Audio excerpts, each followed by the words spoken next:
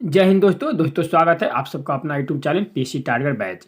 आप सबका स्वागत है दोस्तों पीसी टारगेट बैच परिवार में। वैसे विद्यार्थी जो इस बार जो 2021 का entrance exam polytechnic paramedical dental BSc nursing and ITI का एंट्रेंस एग्जाम का तैयारी कर रहे हैं और मेरे इस वीडियो में शुरू से अंत तक बने रहें। और वैसे विद्यार्थी जो अभी तक मेरा चैनल पीसी टारगेट बैच को ज्वाइन नहीं किए हैं वह जल्द से जल्द पीसी टारगेट बैच को सब्सक्राइब कर लें और बेल का प्रेस आइकन ऑन कर दें ताकि मैं जो भी वीडियो डालूँ सीधा आप तक पहुंच सके। तो आज का जो मेरा वीडियो होने वाली है वो बायोलॉजी यानी कि बायो का चैप्टर से आपका कोशिका विज्ञान बायो का चैप्टर से मैं आज एक कोशिका विज्ञान लेकर आया हूं। तो वीडियो में शुरू से अंत तक बने रहें और बिना स्किप किए हुए देखें। चलिए क्वेश्चन को सवाल जवाब को स्टार्ट करते हैं। ये आपका फर्स्ट चैप्टर मेरा बायो में यह मेरा फर्स्ट चैप्टर है कोशिका विज्ञान। कोशिका विज्ञान का जो है सवाल जवाब हम लोग देखेंगे कि किस प्रकार का प्रश्न आपका कोशिका विज्ञान से देखते हैं दिया जाता है। ठीक है, तो वैसे विद्यार्थी जो बीएससी नर्सिंग और पैरामेडिकल का तैयारी कर रहे हैं वो वीडियो में शुरू से अंत तक बने रहें। आज का आपका पहला सवाल दे रहा है बाबू कि जीन निर्मित होते हैं। जीन जो होता है जीन किसका बना होता है यानी कि जीन किससे निर्मित होता है। ऑप्शन नंबर ए में दिया हिस्टोन से, बी में दे रहा है हाइड्रोकार्बन से, सी में दे रहा है पॉलीन्यूक्लियोटाइड से और डी में दे रहा है लिपोप्रोटीन से। क्या डी में क्या दे रहा है लिपोप्रोटीन से। तो क्वेश्चन नंबर 1 का जो आपका राइट आंसर हो जाएगा बाबू ऑप्शन नंबर सी। ठीक है, सी आपका राइट आंसर हो जाएगा। किससे बना होता है जीन, तो पॉलीन्यूक्लियोटाइड से बना होता है। पॉलीन्यूक्लियोटाइड से याद रखिएगा कि जीन किससे बना होता है, तो पॉलीन्यूक्लियोटाइड से बना होता है। चलिए नेक्स्ट क्वेश्चन की बढ़ते हैं। क्वेश्चन नंबर 2 में कह रहा है बाबू, क्वेश्चन नंबर 2 में आपका कह रहा है क्या कह रहा है क्वेश्चन नंबर 2 में कह रहा है बाबू कि इनमें से किसने रोग का जन्म सिद्धांत यानी कि रोग का जन्म सिद्धांत जो रोग होता है उसका सिद्धांत जो है किसने प्रस्तुत किया था। कौन सा ऐसा वैज्ञानिक थे जिन्होंने रोग का जन्म सिद्धांत प्रस्तुत किए थे। तो ए में दे रहा है फ्रांसिस्को रेड्डी ने, बी में लुई पास्चर ने और सी में वाल्डेयर ने और टी में टी.एच. मॉर्गन ने। डी में क्या दे रहा है बाबू टी.एच. मॉर्गन ने। तो क्वेश्चन नंबर 2 का आपका राइट आंसर हो जाएगा option number B. Option number B आपका राइट आंसर हो जाएगा। क्या ऑप्शन नंबर बी यानी कि लुई पास्चर महोदय ने क्या दिए थे, तो रोग का जन्म सिद्धांत का प्रतिपादन यानी कि उन्होंने बताए थे कि रोग होता है यानी कि लुई पास्चर महोदय ने सिद्धांत प्रस्तुत किए थे। ठीक है, तो जल्दी से वीडियो को लाइक कर दीजिए और कमेंट कीजिए कि आपको यह क्वेश्चन का सेशन कैसा लग रहा है और अपने दोस्तों को शेयर करें ताकि वो भी अच्छी तरीके से चैप्टर वाइज का यहाँ आपका जो है तैयारी कर सके। ठीक है, चलिए नेक्स्ट क्वेश्चन बढ़ते हैं। क्वेश्चन नंबर 3 में करा बाबू, क्वेश्चन नंबर 3 में आपका बोल रहा है कि ए बी रक्त समूह वाले व्यक्ति को सर्वग्राही माना जाता है क्योंकि। ठीक है, जो ए बी होता है ए बी रक्त वाले समूह व्यक्ति को सर्वग्राही क्यों माना जाता है। तो ए में दे रहा आपके उसके रुधिर में प्रतिजैन तथा प्रतिरक्षी दोनों अनुपस्थित होते हैं। बी में कह रहा है उसके रुधिर में प्रतिरक्षी अनुपस्थित होते हैं। सी में कह रहा बाबू कि उसके रुधिर में प्रतिजनन अनुपस्थित होते हैं और डी में कह रहा बाबू कि उसके रुधिर में प्रतिरक्षी उपस्थित होते हैं। तो आपका जो है क्वेश्चन नंबर 3 का आपका राइट आंसर हो जाएगा बाबू यहाँ पे ऑप्शन नंबर बी। ठीक है, बी में क्या करा, तो बी में करा कि उसके रुधिर में प्रतिरक्षी अनुपस्थित होते हैं। ठीक है, तो ऑप्शन नंबर बी आपका राइट आंसर हो जाएगा। तो याद रखेंगे कि ए बी रक्त समूह वाले व्यक्ति को सर्वग्राही किस लिए कहा जाता है, तो इसलिए कहा जाता है बाबू क्योंकि उसके जो रुधिर होता है उसका जो खून होता है बाबू ब्लड होता है बाबू उसके ब्लड में जो होता है बाबू प्रतिरक्षी अनुपस्थित होते हैं। प्रतिरक्षी अनुपस्थित माने नहीं होते, उसमें जो है रुधिर में जो है प्रतिरक्षी यानी कि रक्षा करने वाले अनुपस्थित होते हैं। इसलिए ए बी रक्त समूह व्यक्ति को सर्वग्राही माना जाता है। वो सर्वग्राही यानी कि सभी को ए बी वाले रक्त दे सकते हैं। ठीक है, चलिए नेक्स्ट क्वेश्चन की ओर बढ़ते हैं।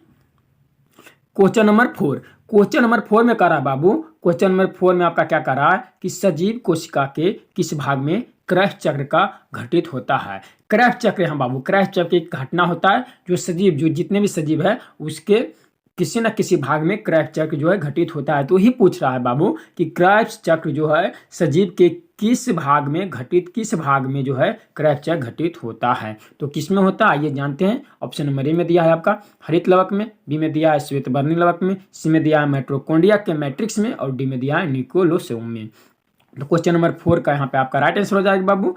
4 का right answer option number C. Option number C आपका राइट आंसर हो जाएगा। क्या ऑप्शन नंबर सी। तो आप ऑप्शन नंबर सी क्या बोल रहा है तो माइटोकॉन्ड्रिया के मैट्रिक्स में होती है। किस में होती है बाबू तो माइटोकॉन्ड्रिया के मैट्रिक्स में होते हैं। तो याद रखेंगे ये ऑप्शन नंबर सी आपका राइट आंसर हो जाएगी। ठीक है, सजीव के कोशिका के किस भाग में क्रैब्स चक्र होती है तो माइटोकॉन्ड्रिया के मैट्रिक्स में यह क्रैब्स चक्र घटित होती है। चलिए नेक्स्ट क्वेश्चन और बढ़ते हैं। Question number 5। क्वेश्चन नंबर 5 क्या कर रहा है बाबू। क्वेश्चन नंबर 5 में कह रहा है आपका कि गुणसूत्र में निहित होते हैं।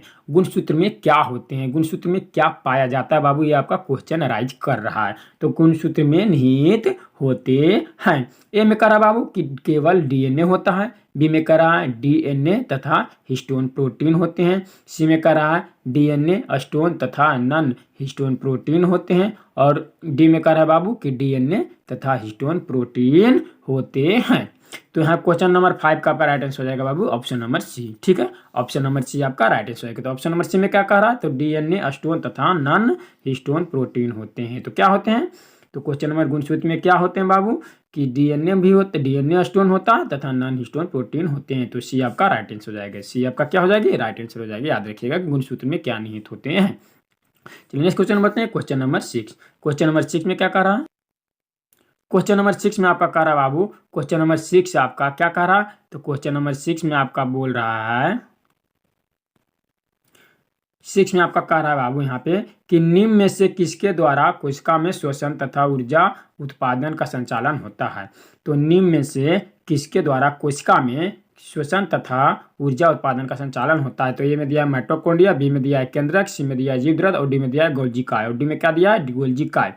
तो किसी गोल्गी काय किसके द्वारा तो यानी कि कोशिका में श्वसन, कोशिका जो होता है सजीव जो होता है बाबू, सजीव जो होता है मानव जो होता है उसके श्वसन में ऊर्जा उत्पादन का संचालन कौन करता है, ऊर्जा उत्पादन का संचालन कौन करता है। तो आपका क्वेश्चन नंबर 6 राइट आंसर हो जाएगा बाबू यहाँ पे ऑप्शन नंबर ए।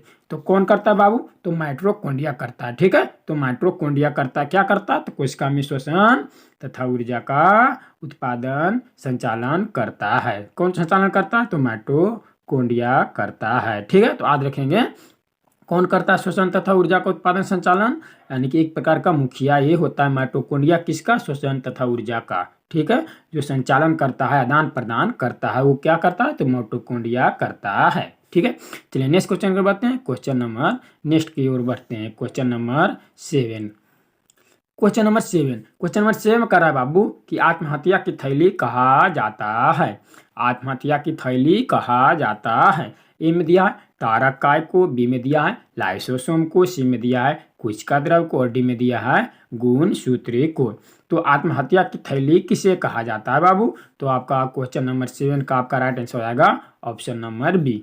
ठीक है, क्या option number B. Option number B में क्या कह रहा है तो लाइसोसोम, लाइसोसोम यानी कि बी आपका राइट आंसर हो जाएगी। लाइसोसोम को किसको कहा जाता है लाइसोसोम को। तो याद रखेंगे कि बहुत ही इंपॉर्टेंट एक प्रश्न है कि आत्महत्या की थैली किसको कहा जाता है। तो ये आपको लाइसोसोम को कहा जाता है। तो ऑप्शन नंबर बी आपका राइट आंसर हो जाएगी। ठीक है, ऑप्शन नंबर बी। चलिए नेक्स्ट क्वेश्चन की बात है बाबू। Question number 8। क्वेश्चन नंबर 8 में कह रहा है बाबू क्वेश्चन नंबर 8 में कह रहा है कि अंतःप्रद्रवी नलिका का जाल स्थित होता है। अंतःप्रद्रवी नलिका का जाल स्थित होता है। ए में केंद्रक में, बी केंद्रिका में, सी कोशिका द्रव में और डी में गुणसूत्र में। तो आपका क्वेश्चन नंबर 8 का राइट आंसर हो जाएगा ऑप्शन नंबर सी। ठीक है, किसमें होता है तो कोशिका द्रव में होता है। क्या होता है तो अंतःप्रद्रवी जालिका का जाल यानी कि जाल एक प्रकार का होता है बाबू, सजीव जाल होता है जो अंतःप्रद्रवी जालिका का जाल होता है किसमें तो कोशिका द्रव में स्थित होता है। तो ऑप्शन नंबर सी आपका राइट आंसर हो जाएगी option number C. Next question बढ़ते हैं। Question number 9। क्वेश्चन नंबर 9 में कर रहा है बाबू लोग क्वेश्चन नंबर 9 में कर रहा है कि केंद्रक से जुड़ी लंबी धागानुमा संरचना क्या कहलाती है। केंद्रक से जुड़ी लंबी धागानुमा संरचना क्या कहलाती है। ए में गोल्गी काय, बी में अंतःप्रद्रवी जालिका, सी में एक तिक्का और डी में प्लाज्मा झिल्ली। तो 9 का आपका राइट आंसर हो जाएगा बाबू यहाँ पे option number B. Option number B. ठीक है, बी में क्या दे रहा तो अंतःप्रद्रवी जालिका कहलाता है। अंतःप्रद्रवी जालिका कहलाता है। तो बी आपका राइट आंसर हो जाएगी। चलिए next question. Question number 10। Question number 10 में कह रहा है बाबू, क्वेश्चन नंबर 10 में आपका कह रहा है, क्वेश्चन नंबर 10 में कह रहा है कि निम्न में से कौन पादप कोशिका में उपस्थित लेकिन जंतु कोशिका में अनुपस्थित होते हैं। जी हाँ, निम्न में से कौन पादप, जो आपका ये आपका जो 4 दिया हुआ ऑप्शन बाबू, इनमें से कौन जो है पादप कोशिका में उपस्थित होता है लेकिन जो है जंतु कोशिका में अनुपस्थित होता है। तो ए में दिया है माइटोकॉन्ड्रिया, बी में दिया है द्विगुणसूत्र, सी में दिया है लवकम कोशिका भित्ति और डी में दिया है कोशिका भित्ति एवं लाइसोसोम। तो 10 का आपका राइट आंसर हो जाएगी ऑप्शन नंबर सी।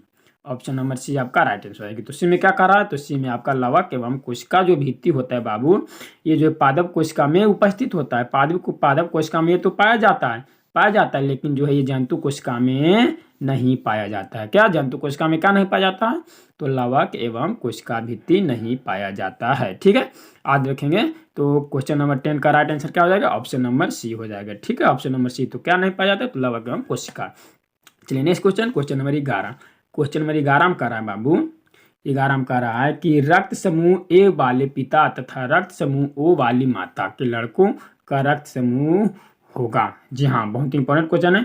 कह रहा है कि जो पिता है बाबू वो ए वाले हैं, ठीक है, रक्त समूह है, उसका रक्त समूह जो है ए है। ठीक है, रक्त समूह क्या है, ए है। और जो माता जो है वो उनका रक्त समूह बी है। तो जो उन दोनों से जो पुत्र पैदा होगी, जो संतान होगी बाबू, जो संतान माता के लड़कों का रक्त समूह, माता के लड़कों का रक्त समूह क्या होगा। तो ए में दिया है ओ ग्रुप, बी में दिया है बी ग्रुप, सी में दिया है बी ग्रुप और डी में दिया है बी ए बी और ओ ग्रुप। तो आपका 11 का राइट आंसर हो जाएगा बाबू ऑप्शन नंबर ए। इनमें क्या कर रहा है, तो ओ ग्रुप। ओ ग्रुप क्या होगा बाबू, तो ओ ग्रुप होगा। जो माता का ग्रुप होगा बाबू वही आपका जो है संतान का ग्रुप होगा। ठीक है, वही आपका संतान का ग्रुप होगा। तो ऑप्शन नंबर ए आपका राइट आंसर हो जाएगी। क्या हो जाएगी, तो ऑप्शन नंबर ए आपका राइट आंसर हो जाएगी 11 का। ठीक है, चलिए नेक्स्ट क्वेश्चन नंबर 12।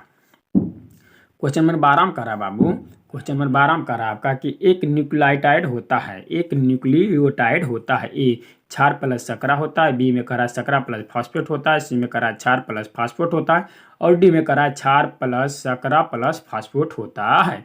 तो क्वेश्चन नंबर 12 का आपका राइट आंसर हो जाएगा बाबू ऑप्शन नंबर डी। ठीक है, ऑप्शन नंबर डी क्या होता है, तो क्षार, शर्करा और फास्फोट तीनों प्रकार का इसमें होता है। किसमें, तो न्यूक्लियोटाइड में। ठीक है, न्यूक्लियोटाइड में। ठीक है, तो क्या होता है, तो क्षार भी होता है, शर्करा भी होता है, फॉस्फेट भी होता है। तो याद रखना है कि एक न्यूक्लियोटाइड में क्या होता है, क्षार प्लस शर्करा प्लस फॉस्फेट। ठीक है, चलिए नेक्स्ट क्वेश्चन बढ़ते हैं। Question number 13। 13 का बाबू, 13 का रहा कि पादप कोशिका जिनकी अनुपस्थिति के कारण जंतु कोशिका में भिन्न होती है।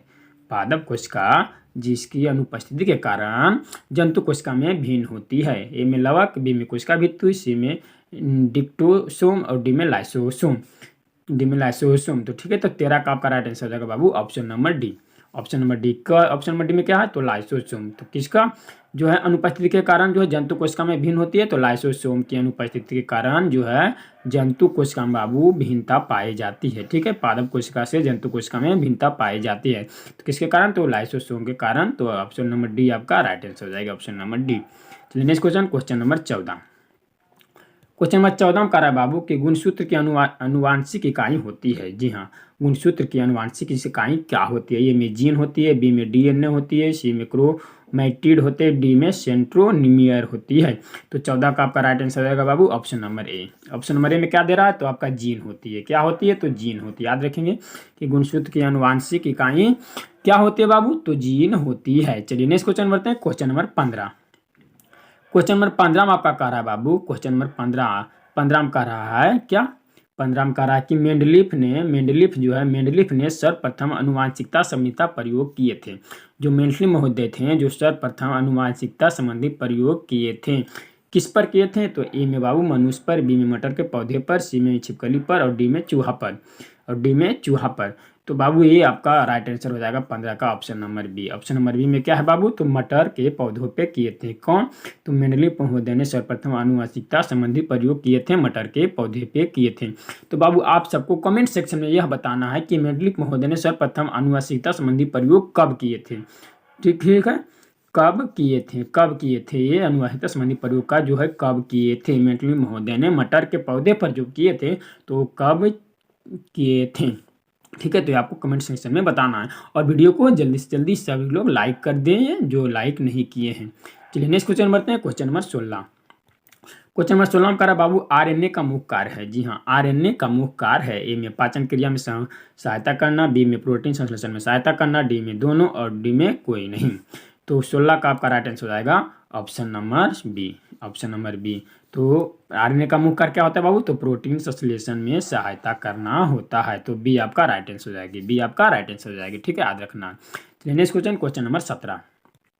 क्वेश्चन नंबर 17 में कह रहा बाबू कि लाइसोसोम का मुख्य कार्य है। लाइसोसोम का मुख्य कार्य है। ए में आपका दिया है बाबू, ए में दिया है कोशिका विभाजन का नियंत्रण। ए में क्या दिया है? कोशिका विभाजन का नियंत्रण। बी में दिया है कोशिका के कार्यों का नियंत्रण। और सी में दिया है प्रोटीन संश्लेषण। और सी में दिया है क्या? प्रोटीन संश्लेषण। और प्रोटीन संश्लेषण है। सी में आपका क्या दिया बाबू? प्रोटीन संश्लेषण दिया। और डी में दिया हार्मोन का स्रवण। और डी में क्या दे दिया? हार्मोन का स्रवण। तो क्वेश्चन नंबर 17 जो है, 17 क्या कर रहा है? राइबोसोम का मुख्य कार्य क्या होता है बाबू? तो कोशिका विभाजन नियंत्रण, कोशिका के कार्यों का नियंत्रण, प्रोटीन संश्लेषण। और डी में दिया हार्मोन का स्रवण। हार्मोन का स्रवण। तो क्वेश्चन नंबर 17 का आपका राइट आंसर हो जाएगा बाबू ऑप्शन नंबर सी। सी में क्या कर रहा है बाबू? तो प्रोटीन का संश्लेषण। ठीक है, प्रोटीन का संश्लेषण। प्रोटीन का संश्लेषण का क्या होता है? तो राइबोसोम का मुख्य कार्य है। राइबोसोम का मुख्य कार्य क्या है बाबू? तो प्रोटीन का संश्लेषण राइबोसोम का मुख्य कार्य है। तो सी आपका राइट आंसर हो जाएगी। चलिए नेक्स्ट क्वेश्चन की ओर बढ़ते हैं। Question number 18। क्वेश्चन नंबर 18 में क्या कर रहा है बाबू? क्वेश्चन नंबर 18 में आपका कह रहा है कि डीएनए संरचना का मॉडल किसने दिया? डीएनए जो संरचना का मॉडल है बाबू किसने दिया? ए में प्रिस्टल, डी में मार्गन, बी में मार्गन, सी में हरगोविंद खुराना और डी में वाटसन एंड क्रिक। और आप सबको कमेंट सेक्शन में बताना है बाबू कि डीएनए का फुल नेम क्या होता है। ठीक है, डीएनए का फुल नेम क्या होता है? डीएनए का फुल नेम क्या होता है? ठीक है, तो एक कमेंट सेक्शन में आप सबको बतानी है कि डीएनए का फुल फॉर्म क्या होता है। ठीक है, तो चलिए क्या क्वेश्चन करा कि डीएनए संरचना का मॉडल किसने दिया? तो क्वेश्चन नंबर 18 का आपका राइट आंसर हो जाएगा भाई option number D. Option number D आपका राइट आंसर, यानी कि वाटसन एंड क्रिक महोदय ने दिए थे। वाटसन एंड क्रिक महोदय, ऑप्शन नंबर डी आपका राइट आंसर हो जाएगा, ऑप्शन नंबर डी। चलिए ठीक है, तो डीएनए का फुल फॉर्म आप सबको कमेंट सेक्शन में बतानी है। Next question, question number 19। Question number 19 में करा है बाबू, 19 में करा है कि जीन का आकार कैसा होता है? जीन का आकार होता है ए में नियमित आकार का, सर्पाकार का, अनियमित आकार का, त्रिशंकु आकार का। तो 19 का आपका राइट आंसर हो जाएगा बाबू ऑप्शन नंबर बी। बी में क्या कह रहा है? तो बी यानी कि सर्पाकार होता है बाबू। ठीक है, बी ऑप्शन नंबर बी आपका राइट आंसर हो जाएगी, सर्पाकार होता है। क्या होता है? तो जीन का आकार। जीन का आकार कैसा होता है बाबू? तो सर्पाकार होता है। ठीक है, सर्पाकार होता है। Next question, question number 20। Question number 20 में कह रहा बाबू कि कोशिका गतिविधियां नियंत्रित की जाती हैं। जी हाँ, कोशिका का जो है, जो हमारे शरीर का कोशिकाएं हैं, उसकी गति जो है, उसका जो हलचल है वह नियंत्रित कहाँ होता है? तो ए में दिया है क्लोरोप्लास्ट द्वारा, बी में दिया है माइटोकॉन्ड्रिया द्वारा, सी में दिया है नाइट्रोप्लाज्मा द्वारा और डी में दिया है न्यूक्लियस द्वारा। तो क्वेश्चन नंबर 20 का बाबू आपका राइट आंसर हो जाएगा ऑप्शन नंबर डी। ठीक है, डी ऑप्शन नंबर डी में क्या करा? तो न्यूक्लियस द्वारा होता है। क्या होता है? गतिविधियां नियंत्रित होती है। किसकी? तो कोशिका की। तो ऑप्शन नंबर डी आपका राइट आंसर हो जाएगी। चलिए नेक्स्ट क्वेश्चन बढ़ते हैं, क्वेश्चन नंबर 21।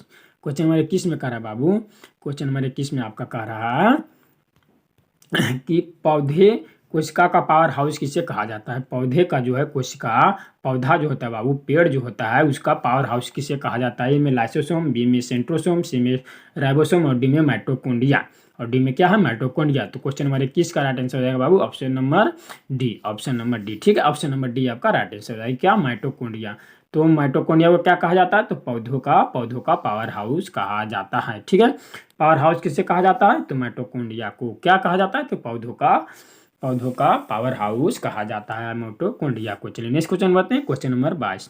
क्वेश्चन नंबर 22 में कह रहा है बाबू कि अनुवांशिक किससे संबंधित है? अनुवांशिक जो है किससे संबंधित है? क्या?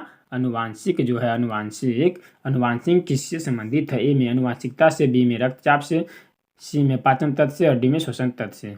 तो जाहिर सी बात है बाबू, तो अनुवांशिक यहाँ कह रहा है, तो अनुवांशिकता से ही संबंध होगी, अनुवांशिकता से। तो इसलिए ऑप्शन नंबर ए आपका राइट आंसर हो जाएगा, ऑप्शन नंबर ए। ठीक है, तो किससे संबंधित है? तो अनुवांशिकता से,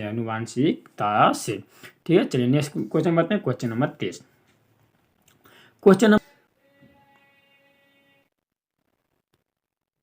क्वेश्चन नंबर 23 बाबू, क्वेश्चन नंबर 23 में कह रहा है बाबू कि ऊतक विज्ञान में किसका अध्ययन होता है। ऊतक विज्ञान में किसका अध्ययन होता है।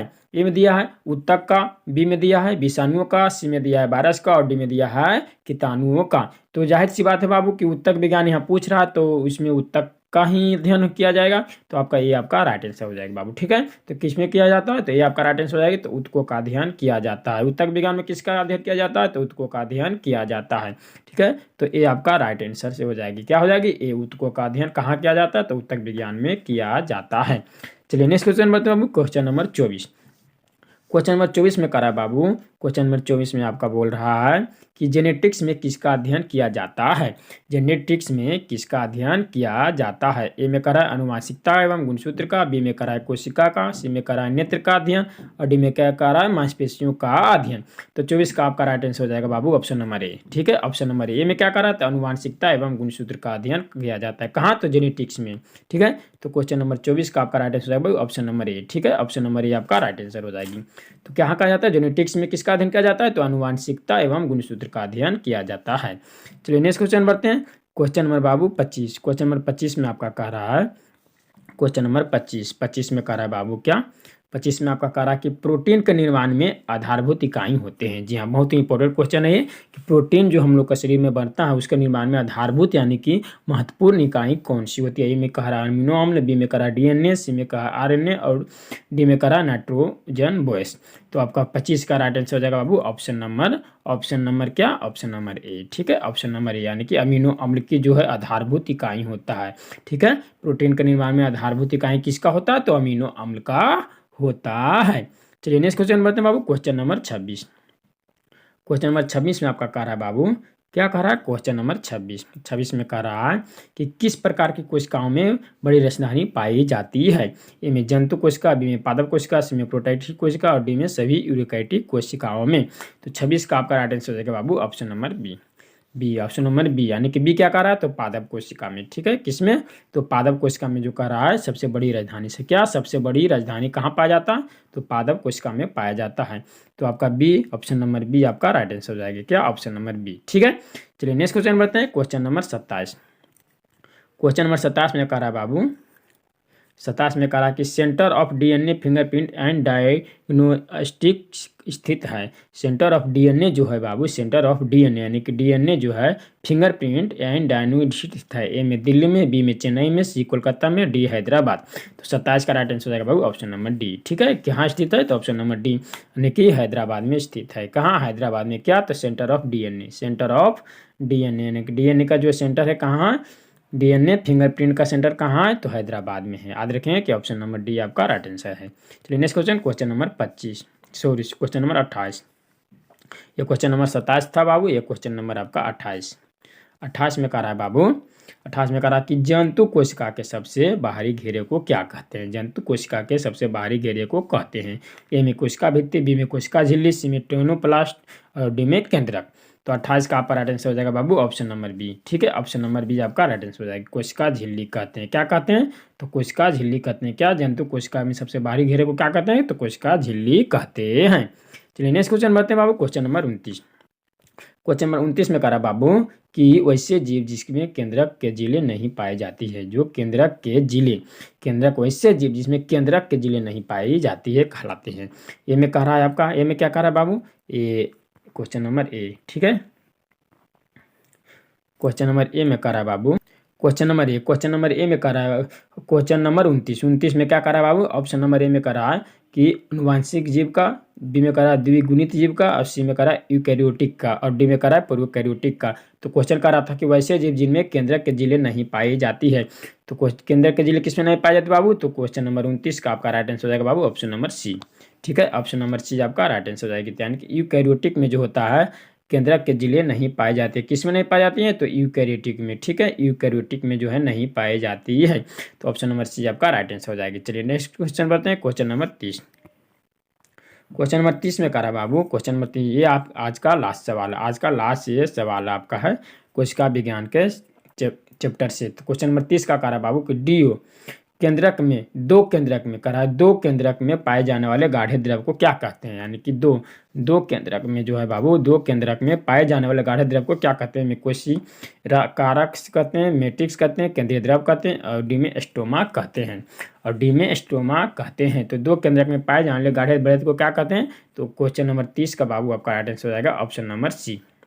ऑप्शन नंबर सी आपका राइट आंसर हो जाएगा। ठीक है, तो केंद्रीय द्रव कहलाता है, क्या कहलाता है, दो केंद्रक में पाए जाने वाले गाढ़े द्रव को क्या कहते हैं, तो केंद्रीय द्रव कहते हैं।